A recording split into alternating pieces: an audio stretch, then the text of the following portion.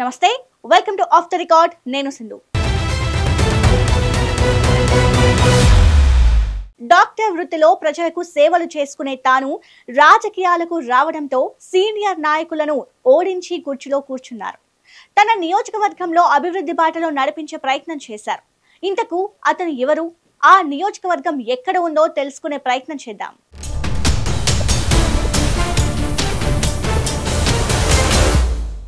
ఉమ్మడి కరీంనగర్ జిల్లాలోని జగిత్యాల నియోజకవర్గం. ఈ నియోజకవర్గంలో కరుడుగట్టిన కాంగ్రెస్ పార్టీ సీనియర్ నాయకుడు జీవన్ రెడ్డి ఒకడు. గతంలో మంత్రిగా చేసిన తాను నియోజకవర్గాన్ని అభివృద్ధి చేయలేకపోయాడని 2018లో జరిగిన అసెంబ్లీ ఎన్నికల్లో జీవన్ రెడ్డిని ప్రజలు ఓడించారు. మరోపక్క గతంలో టీడీపీ నుంచి జగిత్యాల నియోజకవర్గంలో ఎల్ రమణ మంచి పట్టు సాధించినప్పటికీ తనను కూడా అప్పట్లో నియోజకవర్గ ప్రజలు అవకాశం ఇచ్చినప్పటికీ తాను కూడా జగిత్యాల అభివృద్ధి చేయలేకపోయారు. ఇలా ఇటు కాంగ్రెస్ పార్టీ తరపున జీవన్ రెడ్డి ఉండగా అప్పటి టీడీపీలో ఎల్ రమణ ఇద్దరి మధ్య పోటీతత్వం ఎక్కువగా ఉండేది.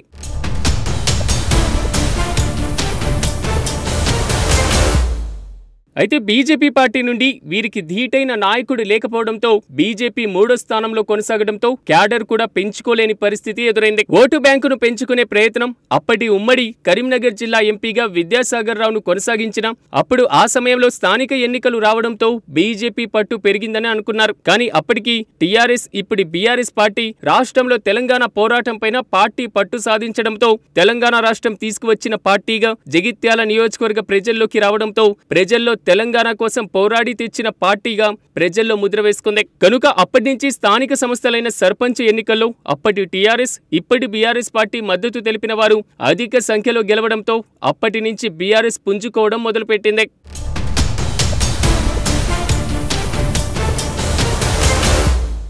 ఏదైతే 2018 ఎన్నికల సమయానికి ముందే తెలంగాణ ఇచ్చిన కాంగ్రెస్ పార్టీ ఎన్నికలకు సిద్ధమైనప్పటికీ తెలంగాణ ప్రజలు అప్పటి టీఆర్ఎస్ ఇప్పటి బీఆర్ఎస్ పార్టీకి పట్టం కట్టారు.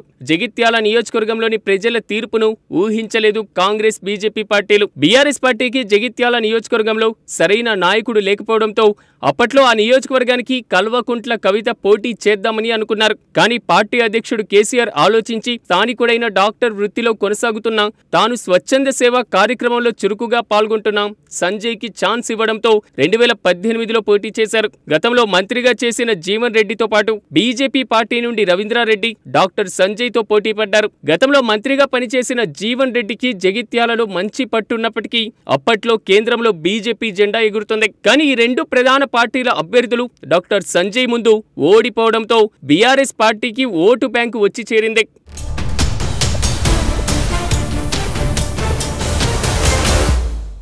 తెలంగాణ వచ్చిన తర్వాత మొట్టమొదటిసారిగా జగిత్యాల నియోజకవర్గ ఎమ్మెల్యేగా కొనసాగిన తాను 5 సంవత్సరాలు జగిత్యాల నియోజకవర్గంలో ఎమ్మెల్యేగా అభివృద్ధి కార్యక్రమాలను చేయడం ప్రారంభించారు. కానీ జగిత్యాల నియోజకవర్గంలో పూర్తి స్థాయిలో అభివృద్ధి చేయలేకపోయారని ప్రజలు అనుకుంటున్నారు.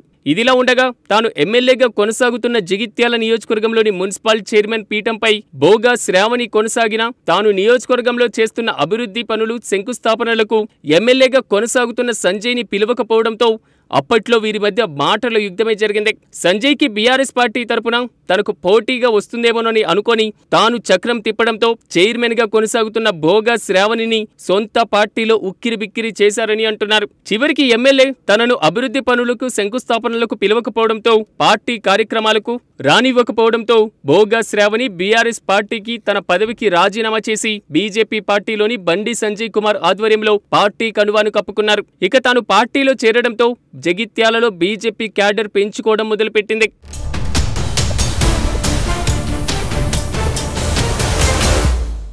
బోగా శ్రావణి 2023లో బీజేపీ పార్టీ నుండి ఎమ్మెల్యేగా పోటీ చేసిన తాను జగిత్యాల నియోజకవర్గంలో ఎమ్మెల్యేగా కొనసాగుతున్న డాక్టర్ సంజయ్ని ఓడిస్తుందని అనుకున్నారు. కానీ తాను ఓడించలేకపోయింది. చివరకు తాను 3వ స్థానంలోనే ఉండిపోవలసి వచ్చింది. జగిత్యాల ప్రజలు మాత్రం నియోజకవర్గంను అభివృద్ధి బాటలో నడిపిస్తారేమో అనుకుని రెండోసారి అవకాశం ఇచ్చారు. కానీ ప్రభుత్వం రాలేకపోవడంతో బీఆర్ఎస్ కు రాజీనామా చేశారు. అనంతరం ముఖ్యమంత్రి రేవంత్ రెడ్డి ఆధ్వర్యంలో కాంగ్రెస్ పార్టీలో కండువా కప్పుకొని బీఆర్ఎస్ పార్టీకి గట్టి దెబ్బే కొట్టారు. దీంతో ఇప్పుడు బీఆర్ఎస్ పార్టీకి సరైన నాయకుడు లేకపోవడంతో పెద్ద తలనొప్పిగా మారిందట.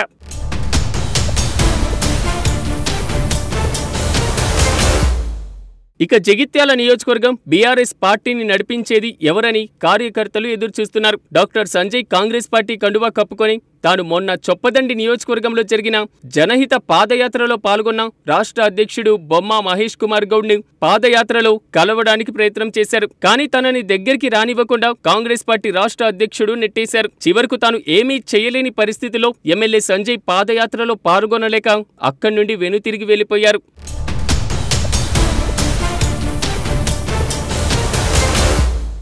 చివరికి సంజయ్కి కాంగ్రెస్ పార్టీలో అవకాశం ఉంటుందా లేక ఇంతటితో తన రాజకీయం ఆగిపోతుందా? ఇటు బీఆర్ఎస్ పార్టీలో కొనసాగలేక అటు కాంగ్రెస్ పార్టీ నాయకుల వర్గ పోరులో నెగ్గలేక చివరికి సంజయ్ పరిస్థితి ఏమవుతుందో వేచి చూడాల్సిందే మరి.